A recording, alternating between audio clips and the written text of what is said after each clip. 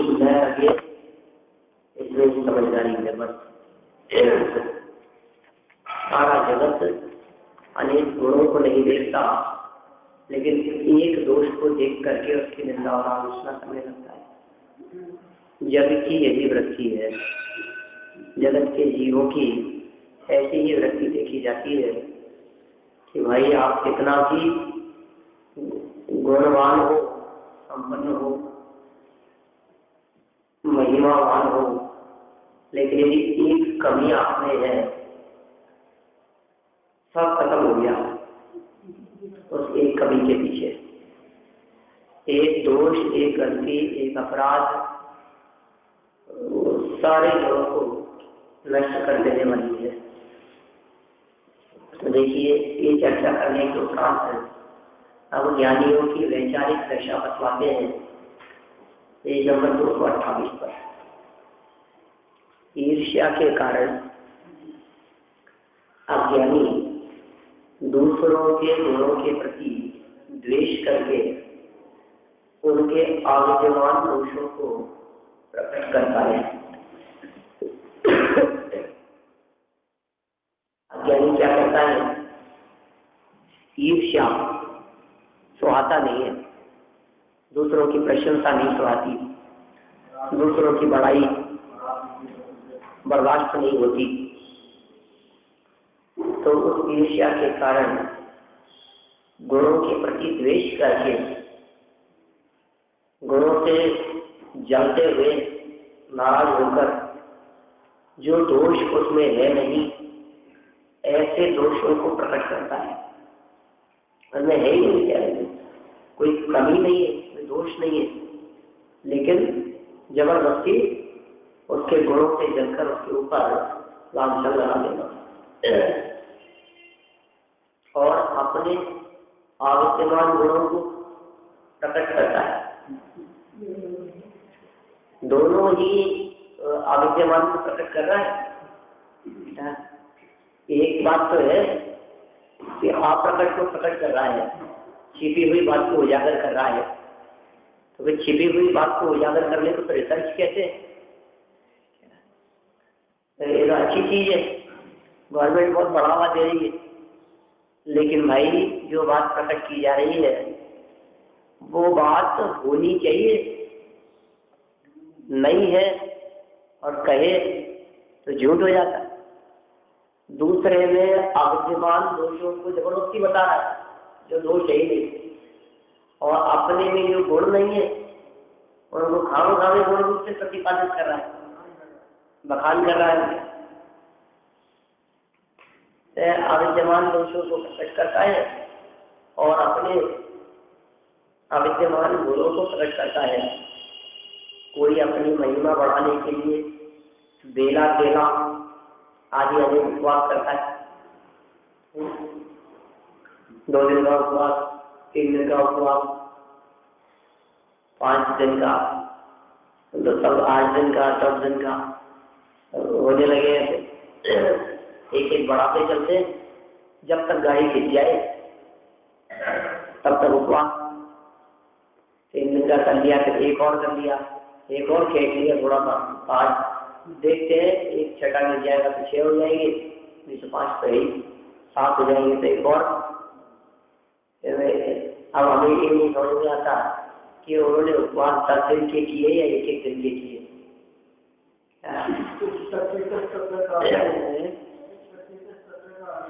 हाँ, लेकिन ये कह रहे हैं मान बढ़ाई के लिए, महिमा बढ़ाने के लिए, दूसरे हमारे को तपस्वी समझे ये दिखाने के लिए यदि किया जाता है तो सदोष है। और दूसरे से कोई मतलब नहीं है, स्वयं ही शक्ति प्रमाण त्याग करें। शक्ति त्याग भावना, तप भावना जो 16 कारण भावनाओं में भी कही है, कीजिए शक्ति प्रमाण, शक्ति बिना श्रद्धा धरे। पूजन की पंक्ति, कीजिए शक्ति प्रमाण, शक्ति बिना श्रद्धा। शक्ति नहीं होवे उसकी श्रद्धा करें, और जितनी शक्ति है उतना करें। जब तप के हो तब किए, जम सक्कई तम की रही, जम च न सक्कई तम च सद्धम, केवल इन्हें ही वही सद्धम संबंधम। मूल कथन है ऐसा सुनना चाहेगा।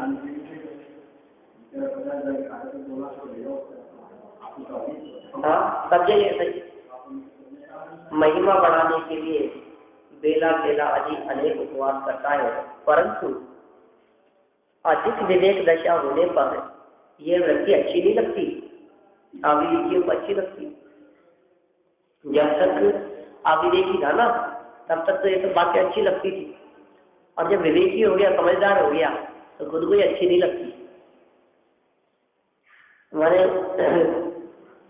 प्रारंभिक भूमिका में आप उसको भले ही अज्ञान नशा में उसको अच्छा कहते रहो, और कभी कभी तो कुछ लोगों को वो महिमा दिखा करके भी धर्म में लगने की प्रेरणा देते हैं। गिफ्ट मिलेगी, इनाम मिलेगी, मंदिर चलना, मैंने ऐसा गिफ्ट दे करके भी, लोग लालच दे करके भी, इनाम दे करके भी मैंने उन्हें धर्म में लगाने की प्रवृत्ति, ये वर्तमान युग की शैली ऐसी कही गई करते हैं। सब लाभ में लिया ध्यान है। मैं जब बहुत छोटा था तो मैं टीवी नहीं देखता था, और मेरे दादी जी ये कहते थे कि तो टीवी देखेगा तो 50 पैसे दूंगी। मैं देखता ही नहीं था, जब चलती थी तो ऊपर भाग जाता था। अब ये और सारे लोग आस पड़ोस के सब आते थे। 79 में आई थी हमारे यहाँ की, 1979 में। और पता नहीं क्यों कैसा था, जो भी था, लेकिन हमेशा जब भी पिक्चर आती थी, जब भी कुछ होता था, यही बैठना क्या देखेगा। और जबरदस्ती मेरे को कभी 50 पैसे, कभी 1 रुपया, और फिर भी मैं लेकर के फिर भाग जाता था, नहीं देखता था।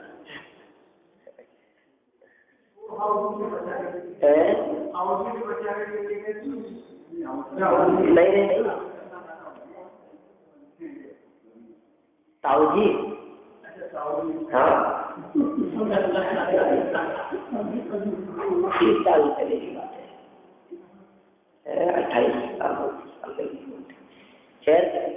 तो ऐसे किसी भी चीज के लिए आप अभी तो उल्टा काम था। अभी तो क्या गया कि मंदिर जाएगा रोजाना तो देख तेरे को ये मिलेगा। रोजाना मंदिर जा, तो रात्रि भोजन करना बंद कर दे, और फिर तो चाहे तो मोटरसाइकिल दिला देते हो, चाहे तो साइकिल दिला देते हो। 10 साल के बच्चे को कहा जा सकता है। तो ये कह रहे हैं कि ये अज्ञान दशा में तो ये बातें ठीक है, देखी जाती है, अज्ञानियों की देखी जाती है, लेकिन जब स्वयं ही समझ होती है ना, तो फिर व्यक्ति को फिर ये बातें लोभ लालच दिखा करके कराने की जरूरत नहीं होती। जैसे जिस व्यक्ति को रुचि नहीं है मंदिर में प्रवचन सुनने की, हम उसको किसी भी प्रकार का लोभ लालच दे करके हम उसको ले आए यहाँ, और जिसको रुचि है फिर समझ होती है तो क्या करना है, वैसे ही यहाँ पढ़ने के लिए, सुनने के लिए, है ना, स्वाध्याय के लिए, पूजन के लिए, हमें अंदर से आनंद आता है। हम कोई टॉपी के लालच में पूजन कर रहे हो ऐसा नहीं, अंदर में अपूर्व शांति मिलती है, इसलिए पूजन करते हैं। वो ज्ञानी होने पर वो बात ही बदल जाती है। ऐसा है। क्या कहा है यहाँ, कोई महिमा बढ़ाने के लिए तेरा बिना आदि अनेक उपवास करता है, परंतु अधिक विवेक दशा होने पर, थोड़ा विवेकी हो गया, समझदार हो गया, यह वृत्ति अच्छी नहीं लगती। अविवेकियों को अच्छी लगती, विवेकियों को अच्छी नहीं लगती। समझदार लोगों से जरूरत होना चाहते हैं, जरूरत हो ही जाती। कब तक? जब तक समझ नहीं थी, और जब समझ हो गई बदल जीवन सुधार दिया अपना। समझ आने के बाद ना समझने की गई बातें, जैसे उन्होंने वनासीदास जी ने आत्मकथा में लिखा, जैसे बालक की दशा तरुण भय मिट जाए। बालक की उछल कूद है, अब थोड़ा समझदार हो गया तो अब उसको समझाना पड़ता है कि नहीं बेटा दीवारों पर लगी थे मत कर। पहले क्यों करता था? तो अच्छा लगता था, अब क्यों नहीं अच्छा लगता? जब समझदार हो गया तो खुद की वही बातें अच्छी नहीं लगती। समझदारी बात। जो प्रवृत्तियां अज्ञान दशा में अज्ञानियों को अच्छी लगती है, समझ और ज्ञान हो जाने पर वे प्रवृत्तियां वो विवेकवान व्यक्ति स्वयं ही छोड़ देता है। तो अच्छी नहीं लगती, आप देखिए अच्छी लगती है, ये बात आगामी शब्द में कहना चाहते हैं। देखिए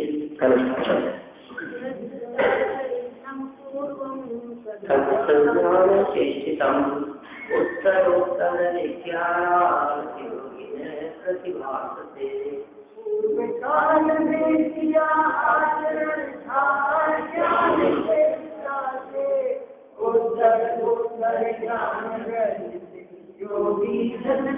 प्रतिभासते क्या करें, पूर्व में जो आचरण किया,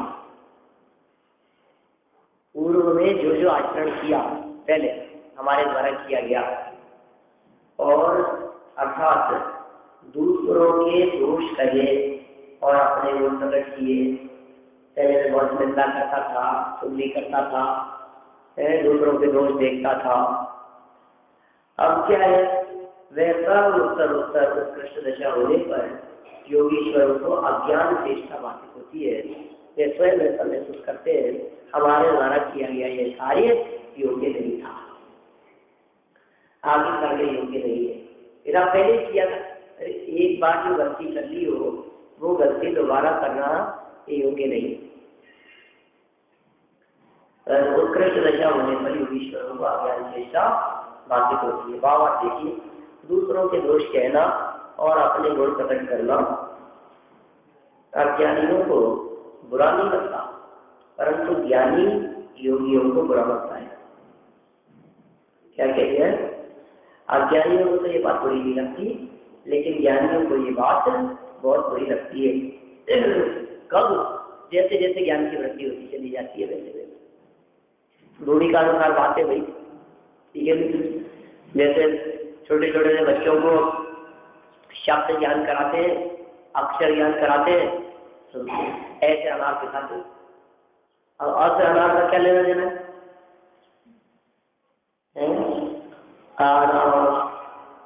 कबूतर, कबूतर से क्या लेना देना है? फिर उसको सब बच्चे ऐसे याद करते हैं, और फिर बाद में अब बड़े भी ऐसे बोले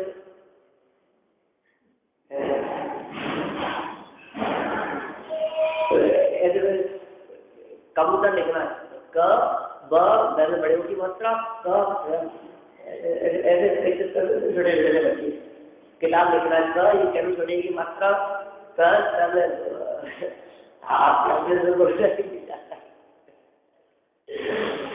अब ये बात ये अज्ञानियों की बात है ना, उनको भी अच्छा लगता है। समझ होने पर, जब तक ज्ञान नहीं है तब तक वो बात ठीक लगती है, ज्ञान हो जाने पर वो सारी बातें सहमेल छूट जाती है। ये योगी और ज्ञानियों के संदर्भ में कही है, ये बातें अन्य सभी समझदारों पर लगा लेना चाहिए। अब ये होता है विवेकियों का आचरण।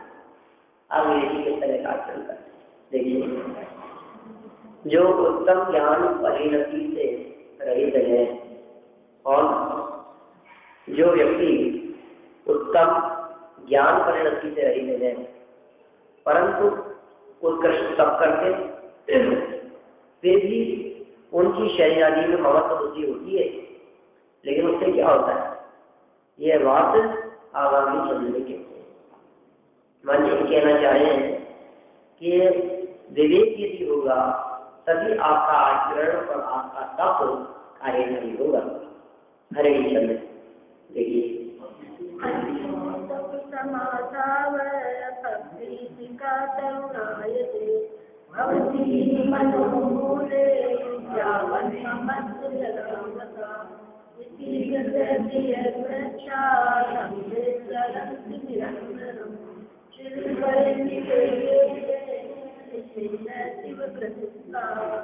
महातपस्वी की आशा अनोल के ममता जन पाकर रहती है हरी भरी। अतः की कष्ट का शरण निरंतर करते हैं, निर्परिचित इस संदेह निश्चय होकर रहते हैं। क्या कह दिया इन्होंने? महान तपस्वी भले ही हो, लेकिन ये अंदर में मोह ममता है ना, वो सब काम गड़बड़ कर लेता है। बहुत तपस्वी है, ज्ञानी है, आशा रूपी बेल यदि तरुण है, चाहे तपस्चरण करते हुए भी मनोमूल से ममता जल पाकर रहती है हरी भरी। मन रूपी जड़ उनसे क्या होती है? हरी भरी रहती है जल पाकर के। मने मन के माध्यम से उन आशाओं, इच्छाओं, तृष्णाओं रूपी जड़ों को पानी मिलता है, सिंचन मिलता है। तो बाहर में तो त्याग कर दिया था, वैभव का, परिग्रह का, तपस्चरण करने के लिए त्याग किया या त्याग करके तपस्चरण किया। अब तपस्चरण में संलग्न हो गए। अब इस दौरान क्या हुआ कि अंदर में क्योंकि वो मन से उसकी जड़ें सूखी नहीं थी, तो मन के माध्यम से यदि जल का सिंचन होगा, किसका? इच्छाओं का, तो जो बेल की आशा रूपी बेल ये हरी भरी हो जाती है। और फिर क्या होगा कि यदि वो थोड़ी ज्यादा प्रभावशाली हुई तो समझ लीजिए आप, फिर वो वापस उसमें पत्ते निकलने लग जाते हैं, पत्ते निकलने लग जाते हैं, परिग्रह इकट्ठा होने लग जाता है, शाखाएं निकलने लग जाती है। अभी तो हमने क्या किया, जैसे देखिए तपस्वी और के लिए ऐसा समझिए जैसे कोई झाड़ था, पेड़, उसके सारे पत्ते वगैरह सब ऊपर से सब झाड़ दिए, सब सूख गए। ये किसके समान हो गया? ऊपर से हमने सब आवरण, सब परिग्रह, सब सामग्री, आरंभ सब हटा दिया, अब कुछ भी नहीं बचा। अब ऐसे लग रहा है जैसे निर्विकार खड़े हुए, सारे पत्ते, बेल, लताएं, टहनियां कुछ नहीं है, खाली तरह खड़ा हुआ है। अब ये दिख परिग्रह दशा जैसी दिखती है, किंतु यदि जड़ें हरी है तो वो हरी भरी जड़ें इसको दोबारा हरा भरा कर देगी और इसके दोबारा वो शाखाएं निकल जाएंगी। और ये त्याग तपस्या करने के बावजूद भी मन के माध्यम से जल सिंचन होते हुए दोबारा धीरे धीरे करके, अब इतना बहुत ठीक है, उसमें क्या हो गया, ये चीज तो रख लो, अब एक किताब तो रख ही सकते हैं, अभी पेन तो चाहिए, कॉपी तो चाहिए हमारे को, किताब में से नोट तो करें, तो किताब रख ली, किताब रखने के साथ साथ में डायरी रखने लग गए, डायरी के साथ साथ में पेन भी हो गया, क्योंकि बिना पेन के लिखेंगे कैसे अपन। अब एक डायरी भर गई तो दूसरी चाहिए, अब दूसरी चाहिए, लेकिन पहली का क्या करें, उसको छोड़ देंगे तो छोड़ने के लिए थोड़ी ना लिखी थी, अब फिर उसको संभालने के लिए थैला चाहिए, बैग चाहिए, समझ रहे हैं आप? तो जो अंदर में जो बैठा हुआ था, ये कह रहे हैं मनोमूल से ममता जल, ममता रूपी जल, मन में ममता रूपी जल का सिंचन होने से वो धीरे धीरे करके फिर बढ़ता चला जाता है। अतः इसलिए विवेकी कष्ट साध्य आचरण निरंतर करते हैं, कष्ट साध्य आचरण करेंगे निरंतर, और चिर परिचित इस तन से भी निष्प्रय होकर रहते हैं कि भैया इस तन से निष्प्रय होकर के नहीं रहे। और यदि ममता जल का सिंचन हो गया तो वो जो निष्प्रय व्यक्ति थी और वो समस्या थी, जो कष्ट साध्य जीवन था, वो वापस कष्ट साध्य न रह करके भ्रष्ट साध्य हो जाए। देखिए आज वास्तव में महातपस्वियों को भी आशा रूपी बेल की शिखा तरुण रहती है। वास्तव में सच्ची बात की, तपस्वी है भले, लेकिन उनके अंदर में भी क्या मनुष्य नहीं है क्या उदयजन्य अवस्था नहीं है क्या? और अंदर में जो कषाय चौकड़ियों का सद्भाव है, तब तो क्या कहे, बाहर अंदर में अनंतानुबंधी प्रत्येक संचलन चारों मौजूद है। चाहे चतुष्ट चांदान चौकड़ी है ना, ये पूरी की पूरी जिसके अंदर में मौजूद है, तो फिर अब वो व्यक्ति बाहर में तपस्या करने पर भी वो अंदर का जो बैठा हुआ है वो सब भ्रष्ट कर देगा। क्या क्या अनर्थ नहीं करा देगा, सब अनर्थ करा देने में समर्थ। वास्तव में महातपस्वियों की भी आशा रूपी बेल की शिखा तरुण रहती है, क्योंकि जब तक मन रूपी जड़ के माध्यम से ममता रूपी जल आ रहा है मन में, मन तो जड़ है, जड़ मतलब अचेतन नहीं, जड़ जड़ का मतलब नींव, जड़ का मतलब मूल, जड़ मतलब अचेतन के लिए नहीं। मन रूपी जड़े, पेड़ की जड़े,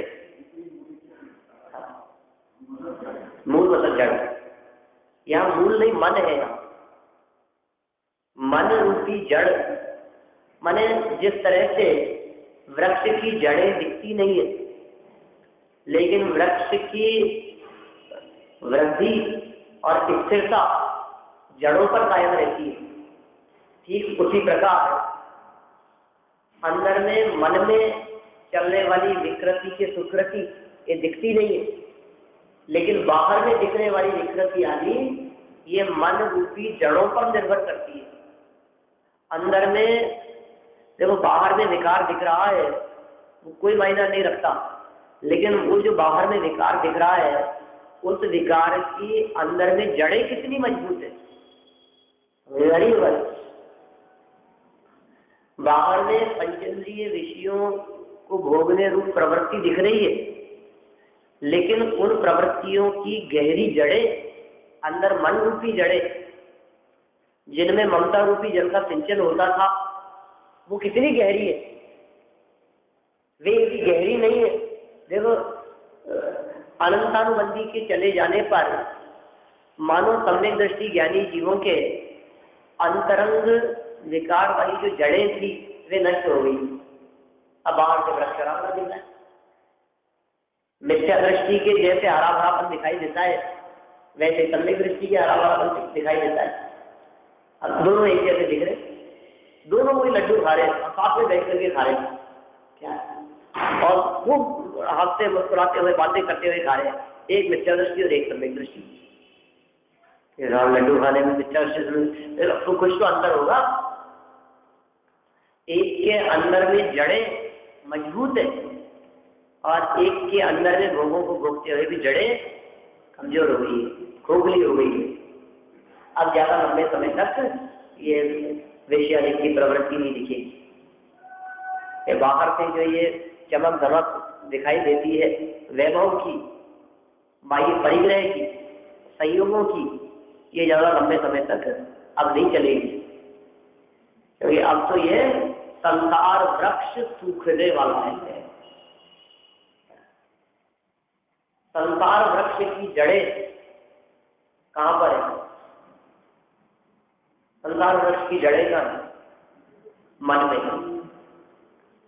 तो वो जड़ें, उन जड़ों में पानी जाता कैसे? हम नहाते हैं वो पानी तो अंदर मन में नहीं जाता होगा ना, तो संसार वृक्ष कैसे पनपता है? तो कहा ममता रूपी जल के सिंचन से। ममता का अर्थ यहाँ माता की चर्चा नहीं कर रहे,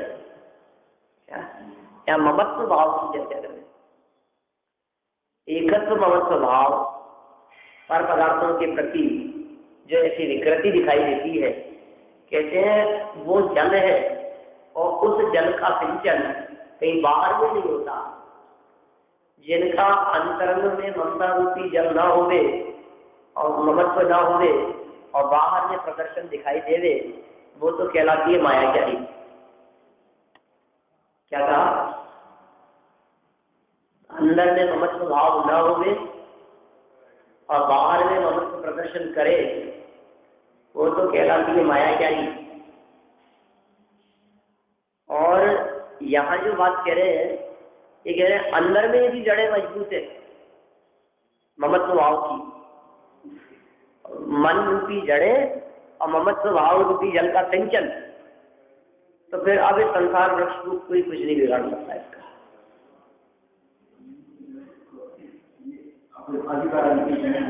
हाँ, वही कह रहे हैं, वही बात कही है यहाँ पर। देखो आप ये जो बात कही है ना, वास्तव में महातपस्वियों की भी आशा रूपी बेल की शिखा तरुण रहती है, क्योंकि जब तक मन रूपी जड़ के माध्यम से ममता रूपी जला रहा है, तब तक वह आशा रूपी बेल कैसे सूखेगी। ममत्व भाव है, तब तक वो इच्छाओं रूपी बेल सूखती नहीं है। मैंने समझ लीजिए आप, जब तक मन में चाह बनी हुई है तब तक वो बेल सूखती नहीं है। अंदर की चाहत उस बेल को सूखने नहीं देती, मूर्छा। ऐसा जानकर विवेकी पुरुष अपने इस देह के प्रति भी अत्यंत उदास रहते हैं। क्यों होते हैं विवेकी पुरुष देह के प्रति अत्यंत उदास? ये जानते हैं कि ममत्व भाव खतरनाक है, जीवन मरण की अभिलाषा नहीं करते। कौन? विवेकी पुरुष। यद्यपि जीव का शरीर के साथ चिरकाल से परिचय है, तथापि मुनि को शरीर के प्रति ममता नहीं होती। परिचय तो शरीर के साथ में चिरकाल से है, ठीक है ना?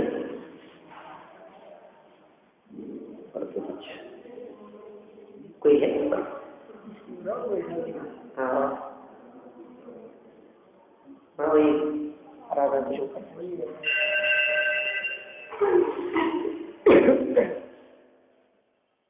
क्या कह रहे हैं? इस जीव का शरीर के साथ चिरकाल से परिचय है, तथापि मुनि को शरीर के प्रति ममता नहीं होती, निष्प्रय भाव रहता है।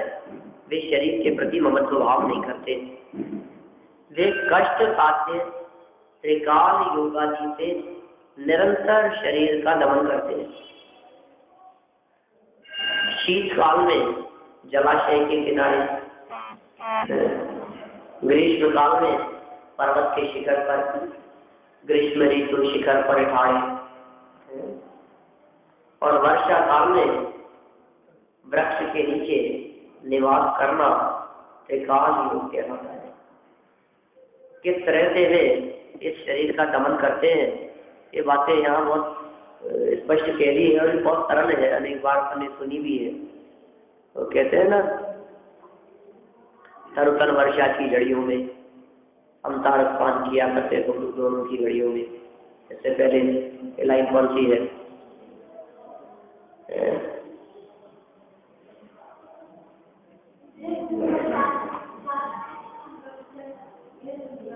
हाँ नहीं, और आगे नीचे में तो और नीचे, बहुत नीचे की बात कर रहा हूँ।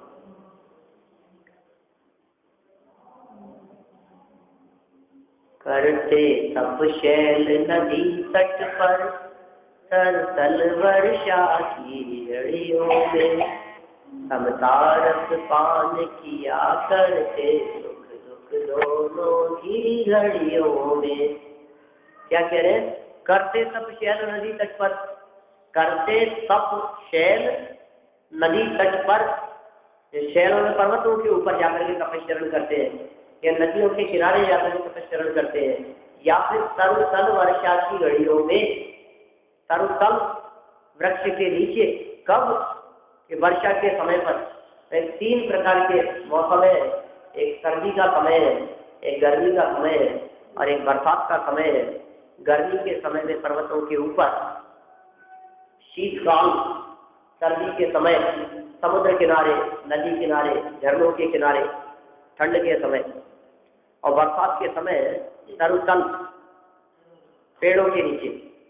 तो आप देखिए कैसी स्थिति है। जिन स्थानों पर ये जगत का जीव नहीं जाना पसंद नहीं करे, त्यागी और तपस्वी लोग ऐसे समय में ऐसे स्थानों पर जाते हैं। मतलब गर्मी के समय में कोई समय शिखर जी जाता है? कोई जाता है मई जून में शिखर जी वंदना के लिए, कदाचित कोई चले जाए तो, लेकिन वहां कष्ट साध्य काम है। दिवाली बाद ऐसा मौसम होता है जब शिखर जी के पहाड़ पर चढ़ा जाता है। भयंकर सर्दी के समय कोई नदी किनारे जाता है, झरनों पर, ठंड बहुत पड़ रही है, चलो तालाब के पास में, झरनों के पास में, आमेर, रामगढ़ बांध, कब जाते हैं? गर्मी तेज हो तब। और बरसात के बाद वृक्ष के नीचे बैठे रहना ये समझदारों को बहुत कष्ट देता है, समझदारों को, गृहस्थों को। लेकिन मुनिराज क्या करते हैं? मुनिराज इन तीनों ही बातों को जगत के जीवों से विपरीत, जगत के जीव जहाँ बाधा उत्पन्न न करे, जिस जगह पर बाधा उत्पन्न न होवे और निरावाद रहकर ध्यान किया जा सके, साधना की जा सके और तपश्चरण में किसी प्रकार का कोई विघ्न उत्पन्न न होवे, ऐसा स्थान, ऐसा क्षेत्र ये मुनिराज चलते हैं। ये तो बाह्य क्षेत्र की बात कही है, वस्तुतः तो वे स्वर्ग क्षेत्र में ही रहते हैं, अपने निजी क्षेत्र में ही रहते हैं, घर से बाहर निकलते ही नहीं है। जगत के जीवों को ऐसा दिखता है वही है, हाँ, आहार के लिए निकले, आहार के लिए निकले हैं कि आहार करके निकले? आहार के लिए नहीं, आहार करके निकले हैं और आहार करते करते निकल रहे हैं। और बाहर में आहार करते करते अंदर में आहार कुछ और ही हो रहा है। कैसा आहार है?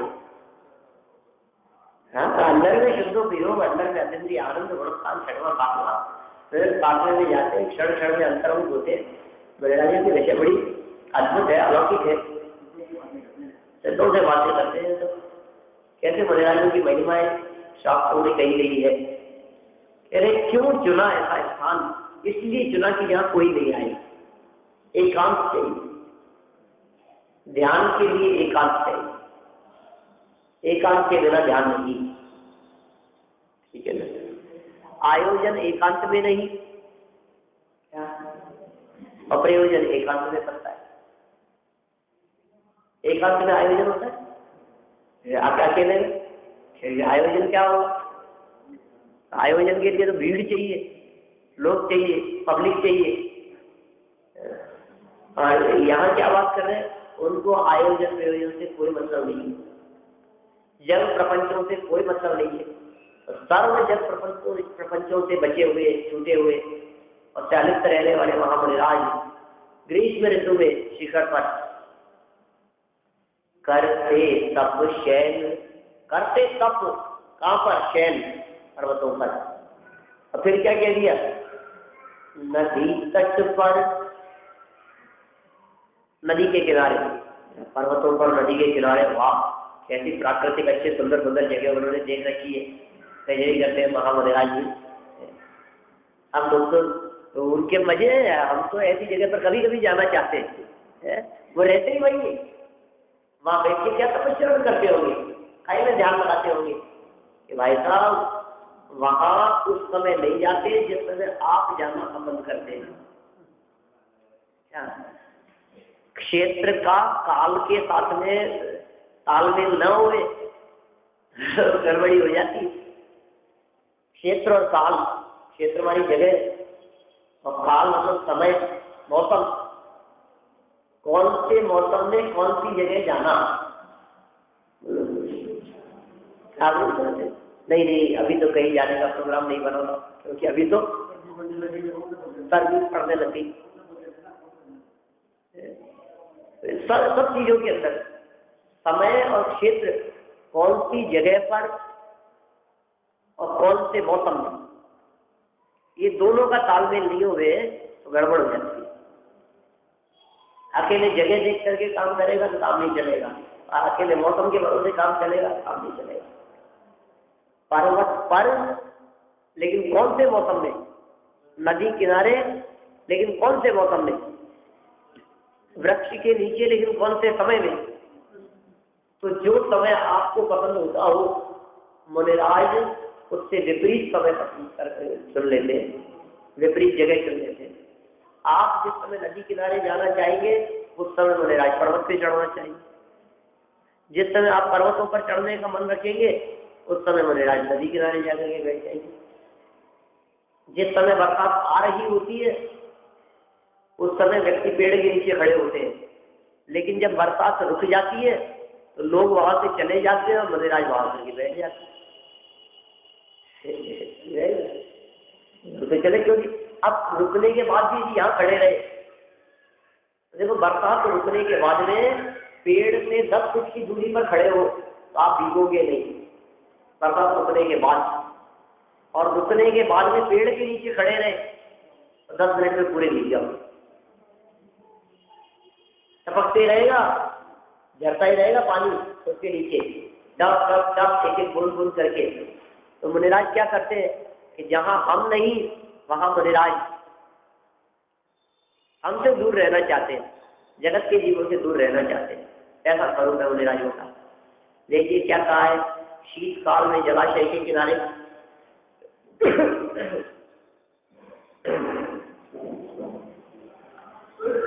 ग्रीष्म काल में पर्वत के शिखर पर, ग्रीष्म गर्मी शीत सर्दी और वर्षा काल में वृक्ष के नीचे निवास करना त्रिकाल योग कहलाता है। वे तीनों काल इस तरह से योग करते हैं, शरीर के प्रति निष्प्रह वृत्ति को चेक करते हैं और शरीर के प्रति निष्प्रह रहते हैं। निरंतर चेक करते हैं कि मैं यहाँ रहूंगा तो देह के प्रति कितना ममत्व है, ये बात पकड़ में आएगी है कि नहीं है, आदि तन्मयता कितनी रही, अंदर में कितनी बात बच गई है, उसके प्रति राग अपनापन शरीर के प्रति कितना बच गया है, ये बात वहाँ पकड़ में आएगी। यहाँ तो कहाँ पकड़ जाती है। यहाँ तो आप कहेंगे मजे से घर में बैठे हो, आप एसी कूलर चला करके गर्मियों में और सर्दी में हीटर चला के बैठे हो, तो शरीर के प्रति हमारा काम मत, शरीर तो कोई भी अपनी क्या। हाँ तो बाहर निकलो फिर पता लगता है क्या होता है, फिर मालूम चलेगा शरीर के प्रति अपनापन बचा के निकल गया। देखिए बस भावार्थ में यही कह रहे हैं, ये बातें इन्होंने विदेशियों के आचरण के संदर्भ में कही है। समझदार व्यक्तियों का आचरण किस प्रकार का होता है और किस प्रकार का होना चाहिए।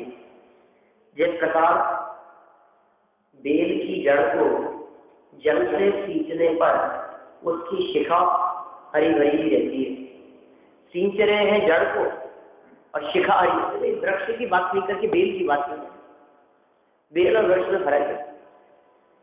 वृक्ष सब तरफ से फैलता है और बेल जो है वो स्टार्टिंग मूल पॉइंट जो है उसका वहां से बढ़ती है, शिखा से बढ़ती है। बेल किधर से बढ़ती है? आपने कोई बेल लगा रखी है तो वो बेल ऐसा पौधे की जैसे चारों तरफ नहीं फैलेगी, वो सीधी बढ़ेगी। तो पानी दिया वहां इस कोने में और बढ़ रही है उस कोने में। क्या बताना चाह रहे? पानी दिया उसके एक किनारे पर और पत्तियां आगे बढ़ रही है कहाँ? दूसरे किनारे पर, शिखा पर। शाखाएं नहीं होती लेकिन शिखा तो होती। जिस प्रकार बेल की जड़ को जल से सींचने पर उसकी शिखा हरी भरी रहती है, उसी प्रकार ममता रूपी जल से अशुद्ध भाव रूपी जड़ को सींचने पर आशा रूपी बेल की शिखा सदा तरुण अर्थात हरी भरी रहती है। इसलिए क्योंकि वो हरी भरी न रहे, क्या चीज हरी भरी नहीं रहे? शिखा। कौन सी? आशा रूपी शिखा, आशा रूपी बेल की शिखा।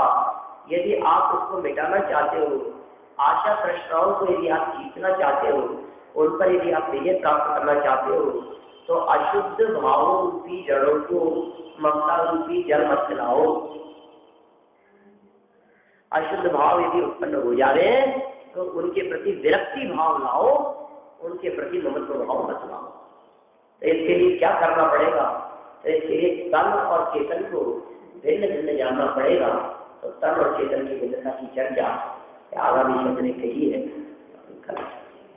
ओ स्वतंत्र निश्चल निष्काम ज्ञाता दृष्टा नाथ राम मैं पूछो है भगवान जो मैं हूँ मैं भगवान अंतर यही हूँ पहचान मेरी रागे आगे किसान हम स्वरूप है चेत समान अमित शाही सुख ज्ञान निदान हिंदुआश वश खोया जान बना भिखारी विहट जान सुख दुख दाता कोई नाम ओ हैरान रुष दुख की खान निज को निज कर जान दुख का नहीं लेश नाम शिव ईश्वर ब्रह्मा विष्णु के नाम राज जाग पहुँचू जिस नाम आकुल का होता स्वयं जगत परिणाम मैं जग का करता जाता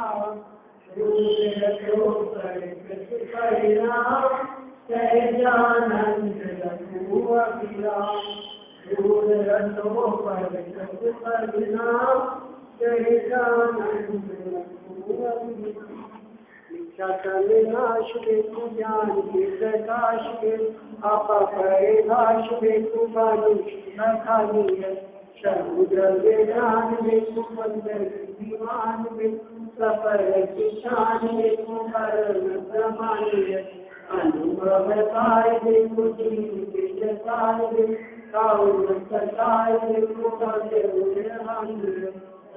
समाचार देखो पार के उतार सुख निकार देखो ऐसी वाणी की अर्थ प्रमाण बना लाली करे माता ज्ञान वेदवाणी भारत गौरव पूजन है जो तेरा शरणा मेरे तो पावे पूछे जावानी के ज्ञान से तुझे रोकालो सुवाणी मत